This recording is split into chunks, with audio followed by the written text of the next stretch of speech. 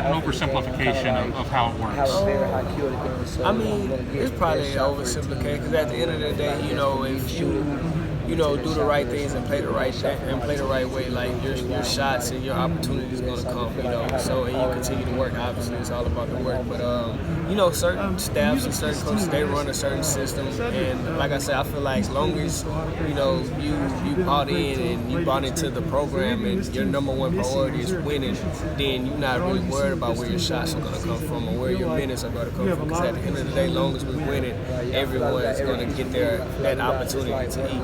So that's the biggest thing. It's like I said, I didn't come to Ohio State because I wanted to, get this individual accolade or shoot this many shots I can because I wanted to win. And like going back to what you said, that's what kind of sold me to come here. It's like they already have their culture of winning, and that's a long good part of it. What do you say to people? And I'm sure you've been asked about the expectations of out goes Dwayne Washington, in comes Cedric Russell. I mean, when people try to say, well, you're just, you're the replacement for Dwayne Washington. I mean, you're not. You're Cedric Russell. I mean, what do you say when you hear that? Honestly, nothing, man. I just listen to it and just brush it off because at the end of the day, I know what I'm here for and I know what I'm capable of doing. Like I said, Dwayne was a great contribution to the program, and he did a lot of great things for them.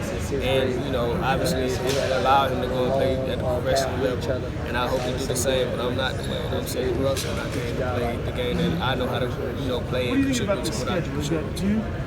What made Ohio State a good fit for you, and what did you think about the program and Coach Holtman and some of the players here? Like, what did you think about them before you came, before they were pursuing you, I guess? Well, honestly, I mean, me and CJ Walker, we was actually roommates at a camp 2 years ago, so me and him kind of knew each other before. But outside of that, I really didn't know, much about Ohio State. And then, obviously, I entered the portal, and coming this summer, Coach Holtman hires Tony Skinn when Tony Skinn recruited me out of high school. So that kind of would open that door to here, So that was the biggest thing, man. But like I said, since I've been here, it's been nothing but love from the players and the coaches, and they accepted me with open arms, man. And I'm just ready to, to get to work.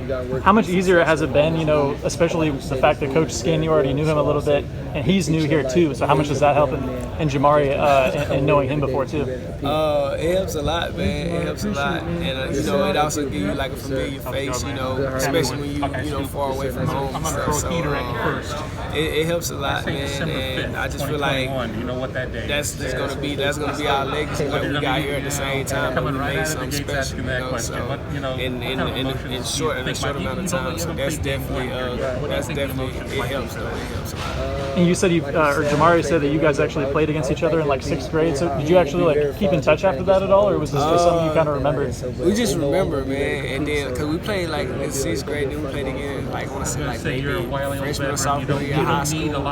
And it took us actually talking about it to because I knew his face looked familiar, he knew mine looked familiar. And like I said, once I got here, we was able to sit and talk about it. That's when it all started coming back. But that definitely helps because that was an automatic kind of bond and relationship that I had coming into here. So that definitely made it easier for me with my transition, being that this is my first time just staying outside of where I'm from, which is Louisiana. So it definitely made it easier. And everyone knows you kind of got instant offense, right, for this team. What would you say to someone that hasn't seen you play a whole bunch but just knows that you're the scorer?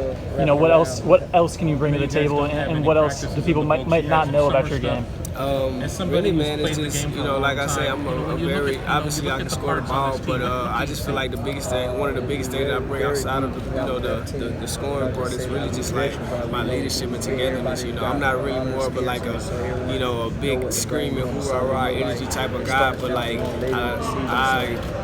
I hang my hat on leading by example. Body language says a lot. And I feel like that's one thing that I lead with these guys, but it's actually leading by example and showing these guys, especially the younger guys, how to go about certain things in certain situations. So just really, my leadership, my experience, and my togetherness, being like whenever things get going really good or really bad, just being able to like balance everything out and being able to keep guys all locked in on one thing.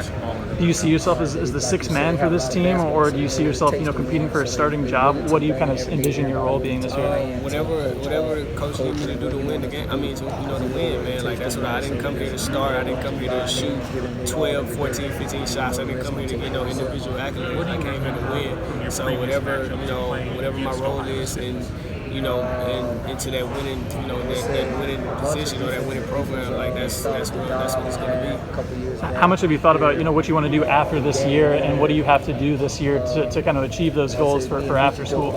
I mean, it's no secret. Like I say, man, I have 8-9 months left. I'm not going to waste them, so just really, like I say, it's down to business, man, and I'm ready to get to work. Who's kind of impressed you the most in workouts in terms of these guys, and who's kind of been like, wow, that guy can really, ball? Really, like I say, man, all these guys really can go, man. Like I say, from grad transfers to seniors all the way down to freshmen, these guys really can go, man. And like I probably had to say, for sure, Malachi, he definitely, surprised me a lot. He's a great talent, man, and he's young, and he's going to be really good.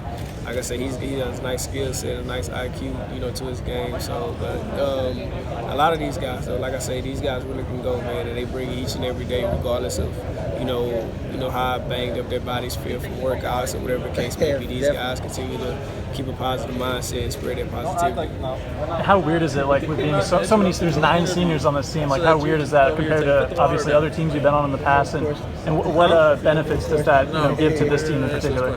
Honestly, I don't feel like it's weird at all, because when you have that much experience on the team, now it's making it that much more easier to, get things accomplished and get them done, like being that we have that many seniors and, that much experience on the team.